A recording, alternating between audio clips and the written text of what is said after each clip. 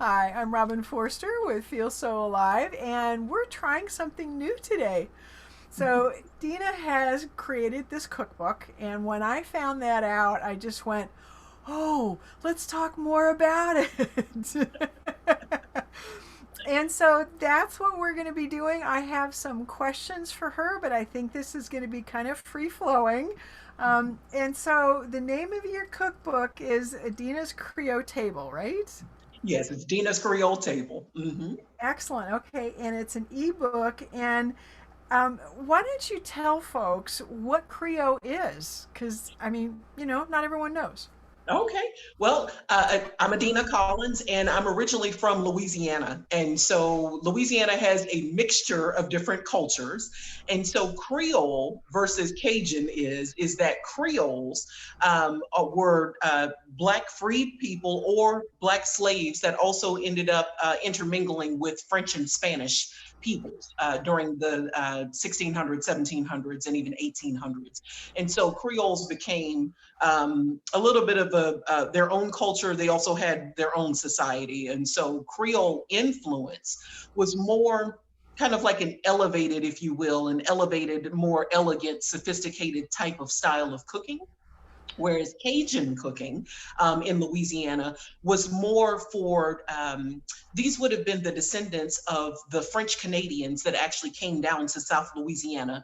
And so they actually ended up occupying more kind of the country area of Louisiana. And they ended up kind of doing more farming. They ended up eating off the land. And so, although we do share a lot of the similarities, Creole cooking would have been more, again, the mixture of Blacks, French, and Spanish settlers. So yeah, so that was the difference. Oh, yeah, I know we were talking before we started taping that last time I was in New Orleans, I got to taste some real authentic Creole food, and it was just so good. And I am such a picky eater that I was so excited to find stuff that was just wonderful. I was just like, yes, I want more of this. So that was very fun. So I'm very excited about this food and thinking about this food in this new ebook of yours. If your cookbook was like a menu and I was going to sit down at the table and read through it, can you tell us a little bit about the categories or the recipes or the types of foods we would find?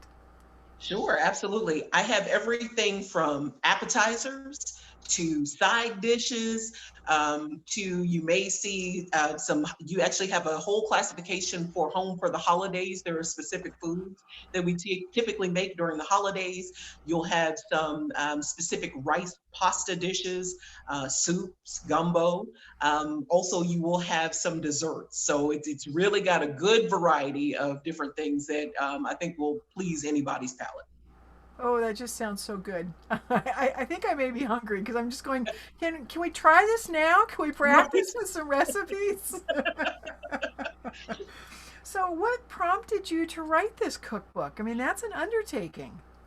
It is actually, it's been a labor of love, quite honestly, since 2017. What I was really blessed with was I had amazing cooks in my family, especially on my mother's side. And what I realized was that none of them wrote down any recipes. So Oh, unless you were actually in the kitchen with them, or someone else that you knew shared the recipe, or they actually took time to show you, once my loved ones passed away, that was it. So unfortunately, no recipe cards, nothing written down on small pieces of paper. And I said, you know what?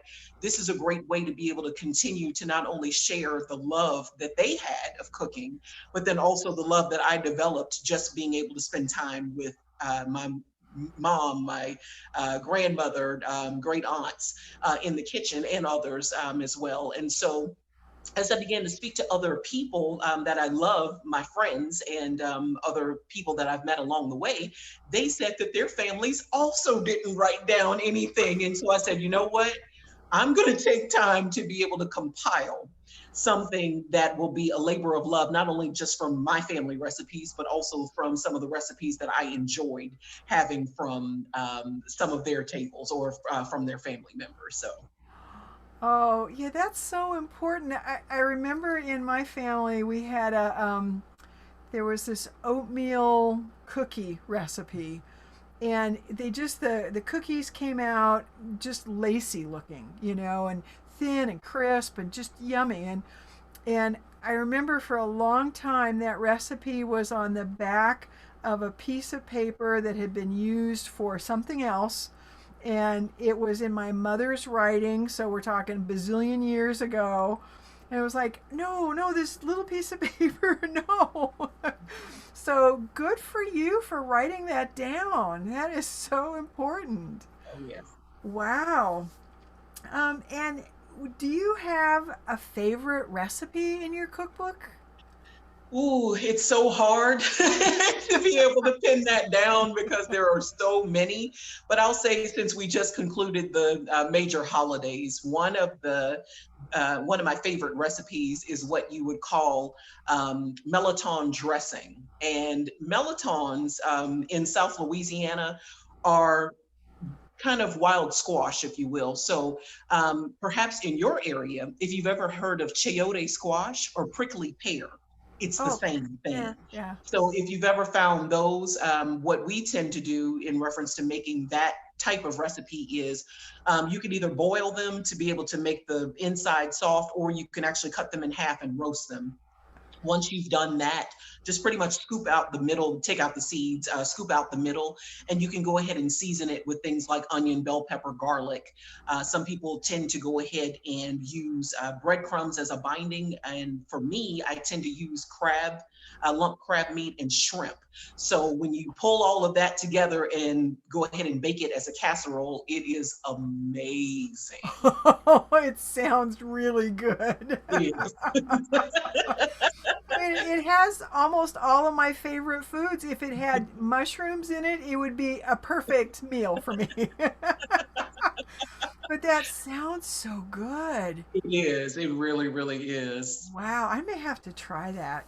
Because it doesn't have to be during the holidays, right? It No, could be no, no. You can make anytime. this year round. I know that a lot of times for us, at least in the deep south, they tend to, those particular merlotons. They actually grow wild, and they tend to grow real best. Well, it's almost time to pick them during the fall. So that's a lot of times why we would end up having them during the holidays. But yes, I'm sure you could probably have other things shipped in. I'm sure grocery stores have them. I would think mainly year round. So. Yeah. Ooh, yum. Okay.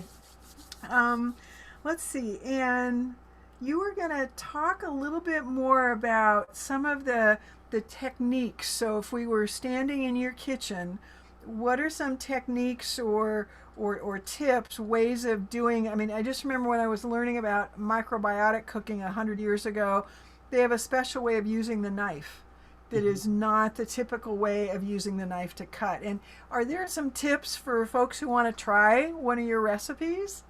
Sure. Well, one thing that you'll see if you actually purchase the book is I do have a listing for specific types of spices. For example, some of you may know about Tony Chachere's Creole seasoning. That's one of my favorite kinds. I honestly do not measure. I will tell you specifically, hey, season to your taste, because everyone's taste buds may be, different. Robin and I were laughing a little bit before we started the interview. People have a misnomer or a preconceived notion that everything from Louisiana is spicy. That's not true. There's a difference between spice and there's a difference between seasoning. So when we say seasoning, we're saying that it's a good blend of different types of things. It could be Creole seasoning, it could be onion, bell pepper, garlic, Italian seasoning, parsley, whatever it may be that you tend to use. And again, it depends on your own palate. One of the things that we love to be able to use in a lot of, whether it's soups, beans, things like that, is bay leaf. And so bay leaf just really gives a really good flavor to different things. Even, for example, even for some of the so-called American type of recipes like meatballs and spaghetti or spaghetti and meat sauce, whatever it may be. But you just always have to remember to take that bay leaf out, because bay leaf can be so overpowering that once you're done cooking it, if you leave the bay leaf in and you have a significant amount of leftovers, over time, that bay leaf will overpower that dish and then it kind of ends up ruining it. So once you're done cooking, Oh. to always make sure to go ahead and take that bay leaf out as soon as possible.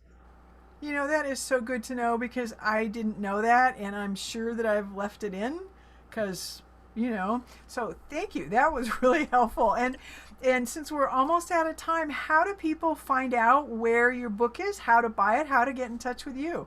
Absolutely. Well, thank you. You can actually follow me on both Facebook and Instagram at Dina's Creole Table. So it's the same for Facebook as well as IG. There's a link that's actually on there that will bring you to the cookbook. And also, I'm giving it to you because there's a couple of free recipes that are also on both Facebook and Instagram. Oh, super good because I know everyone loves a free recipe, and especially if it's yummy. Yeah. And with your recipes all being family inspired and handed down, they've already tried and true. So that's pretty exciting. Okay, anything? Oh, we're almost out of time, but any quick little thing you want to say really quick?